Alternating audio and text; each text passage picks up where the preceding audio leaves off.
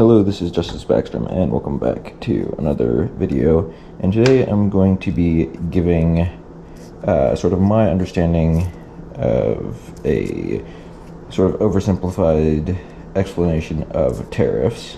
Now, keep in mind, I'm not an economist, I'm not a mathematician, I'm just a guy with a IQ that's probably north of 0, and I'm going to be giving my opinion on tariffs. So, basically, a tariff is a tax that the government puts on goods coming in from other countries. Obviously, I assume most of you know that if you're watching this in the first place, but for anyone that doesn't, that's basically what it is.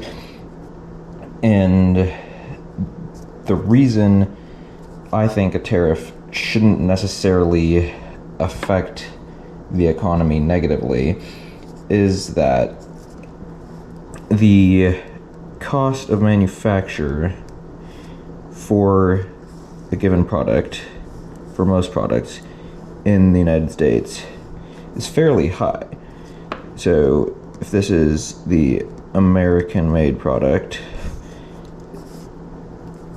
it costs a lot to manufacture it because Americans have pretty high expectations for hourly wage and other workers' benefits. So let's say, just for example, it costs $8 to manufacture a given item. Then the wholesale value is like, say, $9. Again, this is just completely random examples. And then the retail value is $10, right?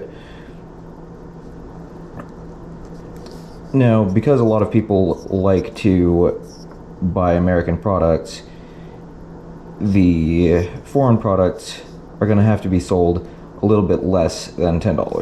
But let's say the product made in China, same product, or at least same category of product, say it only costs $3 to make in China because they have the sweatshops and their workers are paid almost nothing. Shipping brings that up to, let's just say, $4 for argument's sake. And then the wholesale value, because China wants to make a profit off of it, brings that up to, so China's selling it for $5 after covering shipping. Then the retail price is $9 for a total profit of $4 at the retail level. Again, this is all completely hypothetical. Those exact values can change, but that's the basic overview. Foreign product costs a lot less. Shipping, profit on both the wholesale and retail side, and it still comes under the American product. Now, if you put in, for example, a 50% tariff on this Chinese product, then the Chinese would pay, or would spend $3 to manufacture it. Then that brings it up to 4.5. Or no, let's call it, yeah, $4 to ship it.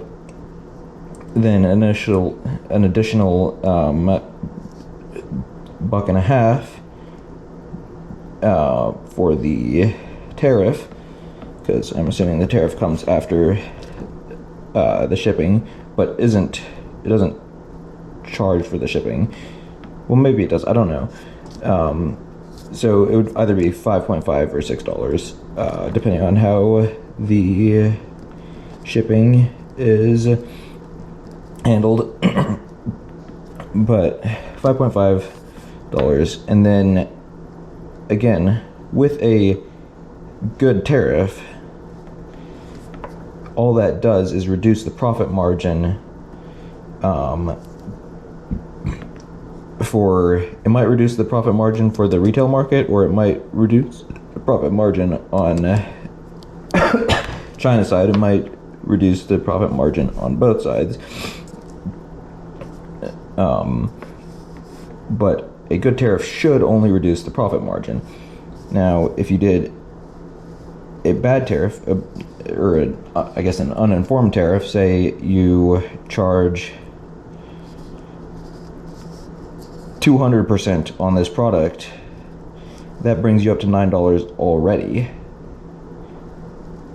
even without, this is the hypothetical 200% tariff, right? Then you add shipping on top of that, wholesale value, and retail value. Now this is unbuyable, basically, because it costs more than the American product now. So people are going to buy the American product now. The American product is going to go out of stock. People are going to have to buy this one, and then the American product is going to be able to raise its price to $13 or $14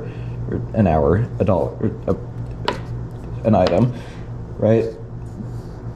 So the balance you have to strike is making sure that you tariff each item at only such an amount that will not affect the retail price of that item, and will only reduce that that profit margin for it. Now there is an issue with this, because basically you don't know if the retail market is going to want to keep that same profit margin they did have before. Then this might go up to, they might still raise their prices on that. The thing that usually is going to keep that in check, keep that retail price where it's supposed to be, or where it is before, is again that American price, and the fact that most people would rather buy American if they can. There's about, I don't know, I would be willing to pay about 10% more to buy American than to not buy American on average. So if this comes up to 9.5%, then I'd be like, you know what? I'm not going to buy that one because it's not cheaper enough anymore. So then the American product would be able to sell that for $10.50 or whatever. And that's basically something you have to watch for. But the other thing I want to point out is, again, that tariff goes to the government, and then ideally, when the freaking government gets some of that, here's the freaking government's budget. All right, it's all the way through the roof, right? But that's that much less tax that I have to pay. And if you have tariffs on lots of things, then realistically the government should be able to lower the tax burden. Will that happen? Remains to be seen. But a good tariff should reduce profit margins for the foreign country and at the retail level, and not affect the overall price of either the foreign product or the American product, and should reduce the tax burden. That's a very difficult balance to strike, I'm sure, but that is the ideal scenario for any tariff. And if you look at that, it should, I hope it all makes sense. I think I have all the freaking information on that right. And if all that is correct, then there's no reason to oppose tariffs in general. Again, provided you can get this tariff and not this tariff. So I'm really hoping that that's what Trump does, and